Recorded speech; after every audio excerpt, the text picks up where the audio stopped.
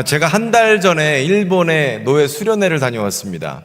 원래는 제가 일본을 좋아하지 않아요. 그래서 몇 번이나 누군가 같이 가자, 놀러 가자 그래도 일본을 왜 가냐? 일본 가면 방사능 감염돼서 온다. 일본 위험하다. 그리고 안 갔습니다. 근데 노예 수련회 할 때 교자부에서 목사님 한 분이 전화하셔서 같이 가자. 이번에 좋은 기회다. 그래서 제가 마지막으로 신청을 했는데 제 뒤에 또 딱 이수원 장로님이 더 마지막으로 하셨어요. 어쨌든 그렇게 해서 일본으로 수련회를 갔습니다.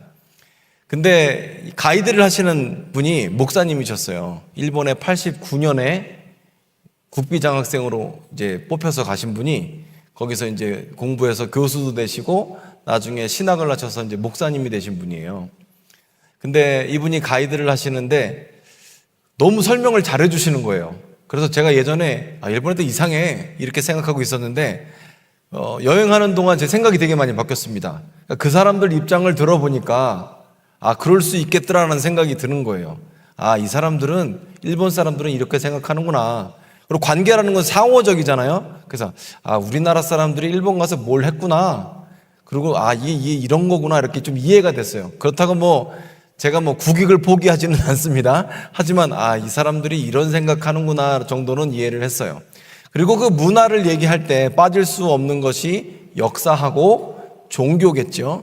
그래서 마지막 공항에 가기 전에 우리가 신사를 들어갔습니다. 미야지다케 신사를 갔는데 아마 유명한 곳이라서 여러분이 가보신 분이 많을 거라고 생각해요.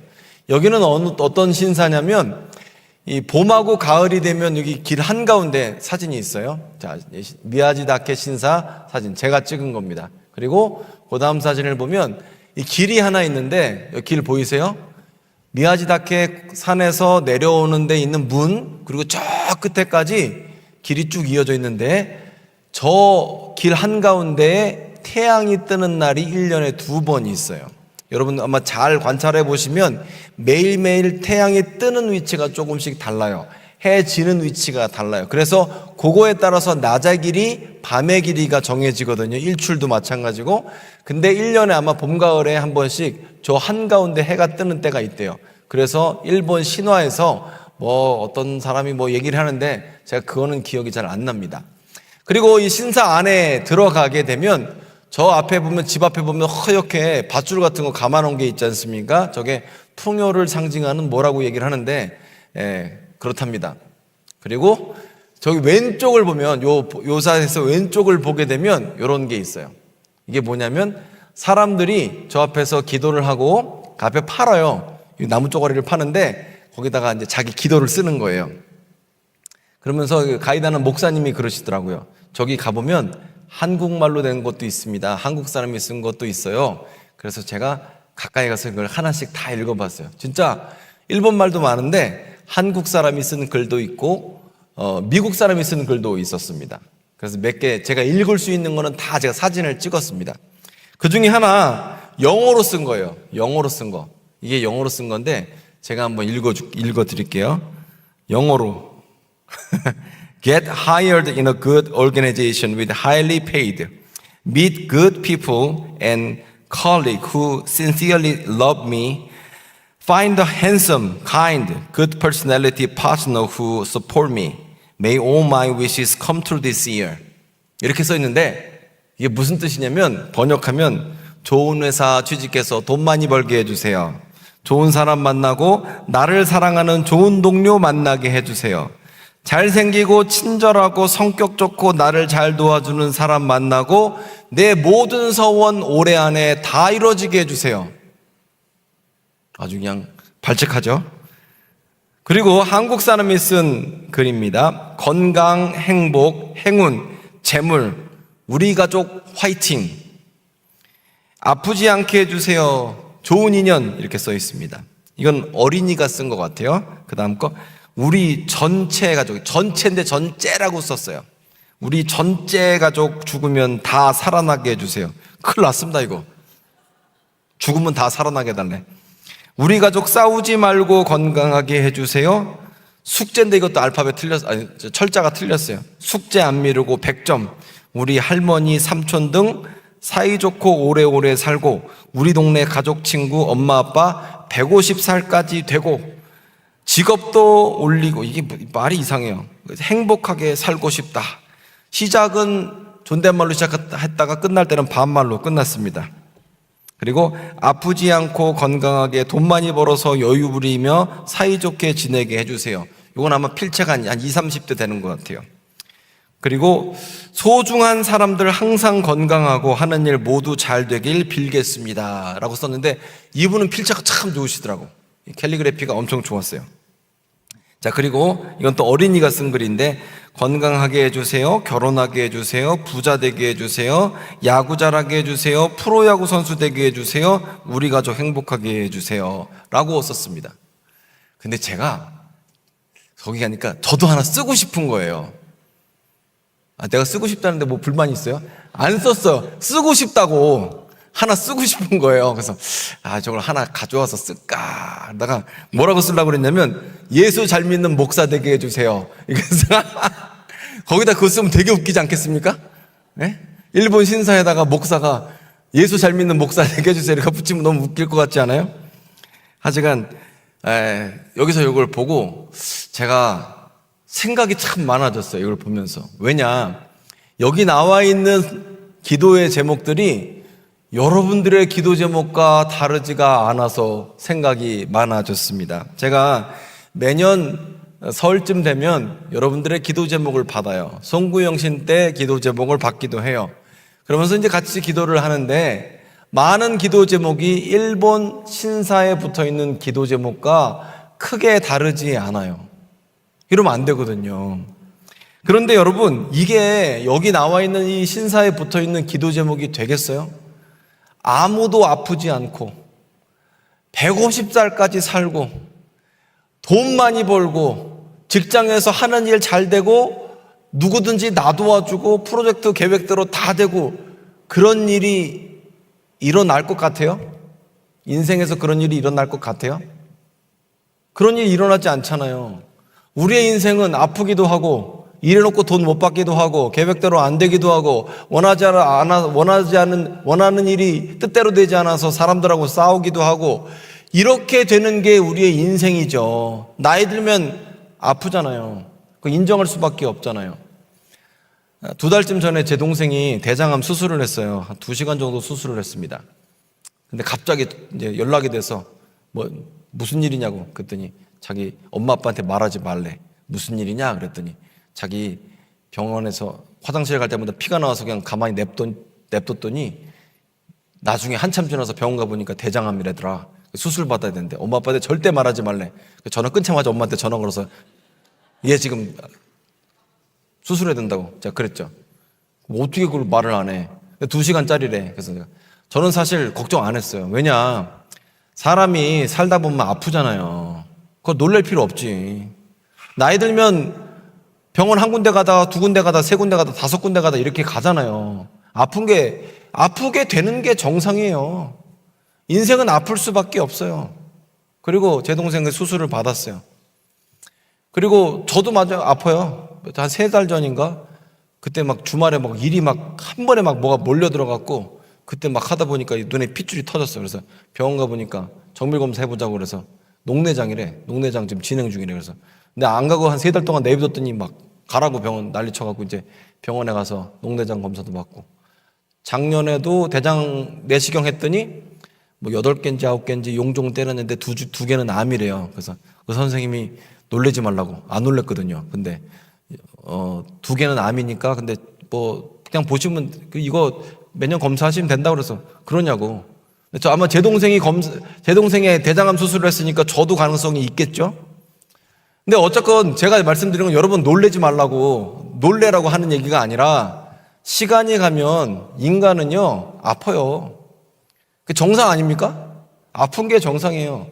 여기 일본 신사에 붙어있는 그 기도자 제목처럼 한 번도 안 아프고 평생 잘 살다가 명예롭고 성공만 하다가 계획대로 되다가 좋은 사람 행복하게 살다가 그리고 죽는 일은 일어나지 않고, 우리는 죄를 짓고 원죄 가운데 태어나서 이마에 땀을 흘려야 먹고 살고, 그리고 흙으로부터 왔기 때문에 흙으로 돌아가는 과정에서 병과 고통 가운데 있다가 다시 흙으로 돌아가는 게 우리의 인생이죠. 그래서 사실 우리는 장례식이든 어떤 뜻대로 일이 안 되면 인생에 대해서 고민을 합니다. 나 왜 살지? 내 삶의 의미는 뭘까? 고민을 한다는 거죠. 몇 달 동안 계속 장례가 있었습니다. 그래서 장례에 오가면서 저희 어머니한테 제가 그런 얘기를 드렸어요. 아휴, 나는 절대로 요양원 가고 싶지 않아요. 그렇게 얘기를 했더니 저희 어머니 하시는 말씀이, 요양원에 가고 싶은 사람 있냐? 이렇게 말씀하셔서, 요양원에 가고 싶은 사람 손 들어보세요, 한번. 요양원에 가고 싶은 사람 아무도 없죠. 하지만 현대판 고려장이라고 하잖아요. 피할 수 없는 곳이다. 피하면 좋은 거고. 그래서 요양원에 다 가는데, 여러분, 요양원에 갈 때까지, 아니면 내 인생에 전도서에서 나온 것처럼 내 인생에 아무런 낙이 없다고 말하기 전에, 내 인생에 아무런 즐거움이 없다라고 말하기 전에 하나님의 뜻을 깨닫고 내 삶을 한번 되돌아볼 수 있다면 그건 큰 은총이 아니겠습니까? 오늘 설교를 하면서 준비하면서, 오늘 설교는 여러분이 굉장히 좋아하시거나 아니면 아주 안 들을 것이다 라는 생각을 해봤습니다. 여러분 살면서 이런 생각 해보시죠. 나는 왜 살지? 인생의 목적이 뭔가? 내가 가는 이 길은 맞는 길인가? 그리고 여러 가지 일을 겪으면서 성공과 실패와 뜻대로 되지 않는 일들을 겪으면서 우리는 이 고민을 합니다. 물론 인생 열심히 살 때는 내가 열심히 해서 잘 먹고 잘 살자, 나중에 노후에 연금 받으면서 행복하게 살아야지 라고 꿈을 꿉니다. 그리고 인생의 과정 가운데 성공하기도 하고 부를 누리기도 하고 권세를 누리기도 하고, 그리고 많은 것을 추구하며 살고, 근데 또 얻어도 별게 없어요. 왜냐? 권력도 10년 안 가고 권불 10년이죠. 화무 11홍, 예쁜 꽃도 열흘 이상 안 가요. 인생이라는 것 자체가 지금 당장 뭐가 대단한 것 같지만, 누리는 것 같지만 사실 그러지 못하거든요. 내 주머니에 돈도요, 이거 유통기간이 있어요. 어느 순간 지나면 내가 잡으려도 못해요. 그런데 이런 유한한 인생을 우리가 살아가면서 그 가운데서 또 영원한 만족을 추구하는 게 저와 여러분이거든요. 그리고 내가 추구하는 계획과 목적에서 발견하지 못하면 큰 허무함을 느끼기도 합니다. 그런데 성경은 우리에게 답을 제시하고 있는데, 전도서 12장 13절을 보게 되면 결론은 이것이다. 일의 결국을 다 들었으니 결론이 이거래요. 뭐예요? 하나님의 명령을 지키라. 그것이 저와 여러분의 본분이다. 이 인생은 내가 룰을 만들어서, 법칙을 만들어서 내 맘대로 사는 게 아니라 하나님의 법칙 가운데 있기 때문에 그 법칙을 따라 사는 게 저와 여러분의 본분이라는 거예요. 자, 그리고 성경은 이렇게 명확하게 답을 주고 있고요. 뿐만 아니라 저와 여러분의 삶에는요, 목적이 있을 때 행복한 것이죠. 빌립보서 3장 13절을 보게 되면, 형제들아, 나는 아직 내가 잡은 줄로 생각하지 아니하고 오직 한 일, 즉 뒤에 있는 것은 잊어버리고 앞에 있는 것을 잡으려고 표대를 향하여 그리스도 예수 안에서 하나님이 위에서 부르신 부름의 상을 위하여 달려가노라. 지금 바울은 뭐라고 얘기하냐면, 지금 목표를 잡은 게 아니라 목표를 위해서 달려간다고 얘기해요. 근데 이것은요, 우리는 인생은 목표가 있을 때 행복합니다. 예수 안 믿어도, 예수 믿어도 목표가 있는 삶은 행복해요. 이거 하면 될 거야, 행복할 거야. 다른 점이 있다면 사도 바울의 목표는 부르심의 상을 주는 분이 있다는 거예요. 목표에 도착했을 때 많은 경우에 허무해져 버려요. 이거 하면 행복할 줄 알았더니 안 행복하네, 별거 없네. 그리고 거기서 좌절하는 경우 많아요. 여러분 아마 뉴스나 이런 데서 보실 때 예전에 우승 반지를 경매에 팔았다, 금메달을 팔았다, 경매에 나왔다, 이런 거 보신 적이 있을 겁니다. 그거 운동하면서 금메달을 따기 위해서 10년, 15년, 20년 운동을 해서 그걸 따요. 근데 따고 나서 경매에 넘겨요. 팔아버려요. 아마 그게 진정한 만족을 주지 못했던 것 같아요. 마찬가지로 우리가 이걸 성취하면 만족이 있을 거라고 믿는데 거기에 진정한 만족이 없거든요. 그런데 사도 바울이 쫓는 목표, 그것은 표대를 향해서 달려가는데 그곳에서 상 주시는 분이 있다라는 거예요. 부름의 상을 위해서 달려간다라고 사도 바울은 말하고 있는 것이죠. 그래서 인생에는 표대, 목적지가 있다는 것이 중요합니다. 이게 왜 중요하냐면 목적지가 없는 것을 우리는 방황이라고 하거든요. 목적지가 있으면 여행이 되는데 목적지가 없으면 방황이 돼요. 출애굽하고 40년 동안 이스라엘 백성은 광야에서 여행을 하지 않았어요. 방황하다 죽었어요. 왜? 목적지를 잃어버렸기 때문에 그래요. 목적지가 있어야 돼요. 저와 여러분은요, 인생에 목적지가 있다라는 거예요. 왜? 주님께서 우리를 부르셨기 때문에 그래요. 창세기를 보면 방황하는 한 노인이 등장합니다. 이 사람의 이름은 아브람이에요. 그런데 아브람을 하나님께서 부르세요. 창세기 12장에서 너는 너의 고향과 친척과 아비 집을 떠나 내가 내게 보여줄 땅으로 가라라고 말씀을 하세요. 그리고 부르셨어요. 저와 여러분은 우리가 목적을 만드는 것이 아니라 우리를 부르신 분이 목적을 주셨고 그 목적 끝에는 부르심의 상이 있다는 것을 알아야 하는 것이죠. 뿐만 아니라 요한복음 14장 6절에서 내가 길이요 진리요 생명이니 나로 말미암지 않고는 아버지께로 올 자가 없다라고 예수님 말씀하셨고, 우리는 이 땅에서 예수님만이 길이고 예수님만이 진리인 것을 알고 예수님을 목표로 살아가는 것이죠. 그래서 내가 왜 살아야 되느냐라는 질문에 우리는 예수로 살아간다는 답을 갖고 있습니다. 뿐만 아니라 오늘 마태복음 28장 말씀을 한번 같이 읽어보면 예수님은 분명히 우리 인생의 목적이 있대요. 그게 뭐예요? 같이 읽겠습니다. 18절. 예수께서 나와 말씀하여 이르시되 하늘과 땅의 모든 권세를 내게 주셨으니 그러므로 너는 가서 모든 민족을 제자로 삼아. 스톱. 뭐라 그래요? 모든 민족을 제자로 삼는 이 최우선된 명령을 저와 여러분에게 주셨다는 거예요. 저와 여러분은요, 뭐가 되어야 된다고요? 제자가 되어야 하고 제자를 만들어야 되는 목적지를 갖고 있다는 거예요. 이게 매우 중요합니다. 여러분 그런 생각 안 해보셨습니까? 왜 제자가 되라고 할까? 나 제자 안 되고 싶은데. 나 그냥 교회 다니면서 교인하면 안 되는가? 나 그냥 주님 앞에 예물 드리고 11조 드리고 예배 나오면 그걸로 되는 거 아닌가? 구태여 뭐 제자 될 필요 있어? 아니에요. 오늘 말씀 보면 너희는 가서 모든 민족을 교인으로 삼아가 아니잖아요. 모든 민족을 제자로 삼으라고 주님은 말씀하셨다라는 거예요. 그래서 우리를 교인으로 부르지 않으시고 그냥 교인, 세례교인, 11조 교인, 무슨 중직자 이걸로 부르지 않으시고 저와 여러분을 뭘로 부르세요? 제자로 부르시고 제자 되기를 원하셨다라는 거예요. 이 제자가 된다는 것은 무슨 뜻이냐면 우리 자신을 내려놓고 자기 자신을 부인하고 예수님과 함께 십자가를 지는 사람을 제자라고 한다라는 거죠. 요즘에는 야구를 열심히 하지 않습니까? 근데 야구 시즌이 되면 이 지방의 구장들이 보면 제가 볼 때 서울보다 훨씬 더 극성스러운 것 같아요. 예를 들어서 부산의 사직구장, 광주에 이렇게 지방 야구 응원하는 게 훨씬 더 서울보다 더 격렬한 것 같아요. 그래서 보면 그게 진짜로 있는지 모르겠어요. 근데 영화에 그런 장면이 많이 등장하는데 만취된 이 야구 팬이 막 먹던 닭다리 막 집어 던지고 공기당에다가, 그리고 막 투수한테 막 욕하고 타자 못 치면 그게 막 욕하고 이런 장면이 있지 않습니까? 이 영화에도 몇 장면이 있어요, 이런 거. 그러니까 극성스럽게 좋아하는 거죠.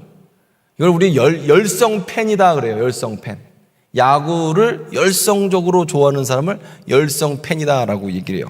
근데 때로는요, 저와 여러분이 예수님 열성 팬일 때가 있어요. 극성 팬, 예수님의 극성 팬.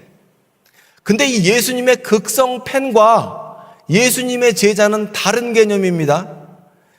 팬은 뭐냐면 좋아하는 거예요. 아, 우리 편 잘한다. 못하면 욕해요. 근데 팬은 대가를 치르진 않아요. 값을 치르진 않아요. 희생을 치르진 않아요. 잘할 때는 칭찬해주고 잘한다, 못할 땐 욕하고 끝이에요. 하지만 제자는 대가를 치는 사람을 제자라고 해요. 희생을 치르는 사람을 제자라고 한다라는 거죠. 사실 여러분, 교회예요. 우리가 비난하려고 마음먹으면 비난할 게 얼마나 많아요? 그 유명한 그 박효진 장로 유튜브를 제가 며칠 전에 봤어요. 근데 거기에서 전도사 얘기를 하더라고요. 근데 그 댓글이 참 재밌지 않습니까? 뭐든지 보면. 근데 거기에 이렇게 나와요. 전도사 월급이 사실 많은 교회에서 한 달에 하면 80만 원, 100만 원 그래요. 그리고 거기에 또 계속 확장해 나오는 게 부목사 월급이 얼마밖에 안 된다. 그리고 교회를 욕하면서 이제 담임 목사는 그거에 4배가 5배가 되고, 담임 목사는 맨날 골프 치러 다니고 놀러 다니고, 부목사는 새벽 예배 끝나부터 밤늦게까지 일하고 받는 것도 없고 1년에 휴가는 3박 4일밖에 안 되고, 그러면서 교회에 비난을 잔뜩 써놨어요. 제가 굉장히 공감했어요. 우리 교회 일은 아니, 우리 교회는 휴가 2주에다가 월차 하루에 한 3주는 놀아요. 그리고 가능하면 잘해주려고 그래. 저도 잘해주려고 그래요. 근데 거기 댓글을 많이 공감했어요. 근데 왜냐면 부목사들이 진짜 쓰는 것 같더라고, 거기다가. 근데 팬의 특징은 뭐냐면 댓글 달고 좋아요 누르고 싫어요 누르면 끝이에요. 제자는 값을 치른다고요. 제자는 희생을 한다라는 거예요. 예수님께서 마태복음 28장에서 우리에게 명령하신 것은 예수님 좋아요, 예수님 영광 받아서 이걸 요구하시는 게 아니에요. 대가를 같이 치를 사람을 찾고 계신다라는 겁니다. 여러분, 우리가 그런 기도 얼마나 많이 합니까? 주님, 나와 한 주간 동행하여 주시옵소서. 주님, 나와 함께 하시고 주의 영이 나와 함께 하여 주옵소서. 이런 기도 얼마나 많이 하냐고요. 그런데 중요한 건 예수님은 골고다 십자가를 지고 계시는데 나는 내 맘대로 살아요. 그러면 어떻게 주님과 동행하겠다는 겁니까? 주님이 계신 곳은 십자가 밑이고 내가 있는 곳은 세상인데 내가 어떻게 주님과 동행하겠냐라는 거예요. 동행할 수가 없죠. 하지만 제자가 된다는 건 주님이 십자가 지시는 그 자리에 나도 같이 가서 주님의 십자가를 같이 든다는 거예요. 그래서 제자됨의 특권의 첫 번째는 뭐냐면 하나님의 마음을 알 수가 있어요. 예수님의 마음을 알 수가 있어요. 이건 섬겨본 사람만 알아요. 왜냐? 내 자존심 내려놔야 되지, 내 고집 내려놔야 되지, 그 다음에 때로는 내 말도 번복해야 되지, 또 돈 써야 되지, 시간 낭비해야 되지. 근데 아무도 알아주는 사람 없어도 내가 예수님의 십자가를 져 보니까 주님 마음이 이것이구나. 하나님의 임재가 있죠, 당연히. 그런데 팬은 없어요. 예수님 좋아요, 잘해요, 좋아요, 댓글 달고 끝이다 이거예요. 여기는 동행하심이 있기가 어렵겠죠. 여러분, 우리가 주님 앞에 나아올 때 주님과 동행하기 원합니다, 함께하기 원합니다 라고 얘기하면서 내 맘대로 사는데, 제자 되지 않았는데 어떻게 하나님의 임재를 날마다 경험할 수 있게 했습니까? 제자가 된다는 건 그래서 특별한 은총 중에 하나가, 그래서 예수님의 마음을 알 수밖에 없어요. 여러분, 교회에서 섬기는 일들이요 다 쉽지 않아요. 성가대 쉬울 것 같아요? 오늘처럼 이렇게 유명한 곡은 더 어려워요. 아예 모르는 곡이면 그런가 보다 그러는데 이건 너무나 다 아는 곡이잖아요. 이런 곡 잘하기 힘들어요. 근데 곡을 잘하려면 연습을 꾸준히 나와야 돼. 지각하지 않고 연습을 꾸준히 나와야 돼. 예배위원, 봉사위원, 애들 섬기는 거, 애들이 맨날 말을 잘 듣냐고. 말 안 들어요. 근데 내가 섬김의 자리에 있어 봐야, 주방에 한번 들어가 봐야, 애들을 가르쳐 봐야, 성가대를 해봐야, 전도를 나가봐야, 구역장을 해봐야, 교사를 해봐야 내가 좋은 데는 못하거든요. 주님이 원하시는 거 나한테 시키니까. 근데 그 자리에 주님이 계신다라는 겁니다. 그래서 주님은 십자가를 함께 해줄 사람을 지금도 찾고 계시는 거죠. 뿐만 아니라 제자됨의 두 번째 기쁨이 뭐냐면, 이 제자가 되면 또 다른 제자를 낳을 때 있는 기쁨이 있습니다. 교인이 아니에요. 또 다른 제자입니다. 물론 불신자가 예수 믿고 변하는 건 놀라운 경험이죠. 근데 뿐만 아니라 그 새롭게 거듭난 영혼이 나와 같은 제자가 된다는 건 이런 건 또 다른 기쁨이에요. 왜? 우리 훈련 같이 해본 사람, 여행 같이 해본 사람은 특별한 동질감이 있잖아요. 예수님과 내가 십자가를 같이 져봤는데 내 십자가를 지금 또 다른 제자가 나와 함께 지고 있어요. 거기서 나오는 놀라운 기쁨이 있어요. 제자가 된 사람은 또 다른 제자를 만들게끔 되어 있다라는 겁니다. 설교를 마무리할까 합니다. 제가 최근에 이게 장례를 여러 개를 겪었는데 그 가운데에서 저희 어머니 또 아버지하고 대화를 하면서 이런 말을 제가 하기도 했고 듣기도 했어요. 생물학적 삶은 의미 없다. 이게 무슨 뜻인지 아세요? 요양병원에 들어가서 5년을 살았어요. 그게 누구한테 유익이 됐으며 누구한테 영광이 됐으며 어떤 게 이익이 됐겠느냐. 물론 사랑하는 가족들 입장에서 엄마 아버지가 그래도 돌아가시는 것보다 병원에 누워 계시는 게, 요양원에 누워 계시는 게 더 좋대요. 근데 요양병원에 누워 있으면서 생물학적 삶이 100세가 되고 120살이 되는 게 무슨 의미가 있느냐. 진짜 산다는 것은, 내가 진짜 산다는 것은, 오늘을 산다는 것은 누군가에게 유익을 주고 하나님께 영광을 돌리고 누군가를 섬기고 다른 사람과 이렇게 기쁨과 행복을 나누는 게 진짜 사는 게 아니냐라고 그렇게 이제 대화를 했어요. 장례식장을 갔다 오면서는 대화가 많아지지 않습니까? 그런데 제가 여러분에게 도전하고 싶습니다. 혹시 여러분의 신앙생활은, 여러분의 영적 생활은 요양원 계신 거 아닙니까? 요양원에서 아무것도 누구에게도 유익을 주지 않고 주는 밥 먹고 텔레비전 보다가 주는 약 먹고 기저귀 갈아주면 기저귀 갈고 그냥 가만히 누워서, 그리고 그제서야 나를 하나님께서 지으신 목적이 뭘까 때론 궁금하지만 거기서 벗어나기는 힘들고, 여러분 지금 영적인 요양원, 믿음의 요양원 계시는 건 아니냐라는 거죠. 여러분 요양원에서 나오셔서 제자됨의 길, 십자가의 길로 들어오셔야 됩니다. 이게 주님이 원하시는 명령이에요. 명령이라는 건 내가 선택이 있어서 해도 되고 안 해도 되고가 아니에요.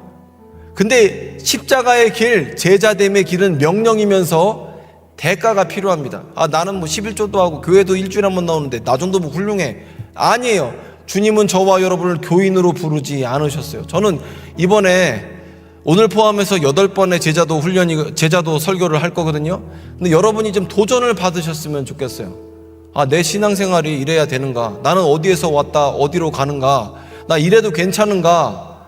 내 삶은 나 잘 먹고 잘 살다가 실버타운 좋은 데 들어가서 거기서 안전하게 죽으면 되는가? 이걸 위해서 내가 지금 인생을 살아가고 있는가? 돌아봤으면 좋겠습니다. 설교 준비하면서 윤동주 시인이 죽은 서시라는 시를 읽었습니다. 여러분에게 읽어드리고 설교를 마무리할까 합니다. 죽는 날까지 하늘을 우러러 한 점 부끄럼 없기를, 잎새이는 바람에도 나는 괴로워했다. 별을 노래하는 마음으로 모든 죽어가는 것을 사랑해야지. 그리고 나한테 주어진 길을 걸어가야겠다. 오늘 밤에도 별이 바람에 스치운다. 저와 여러분에게 주어진 길은 제자도의 길입니다.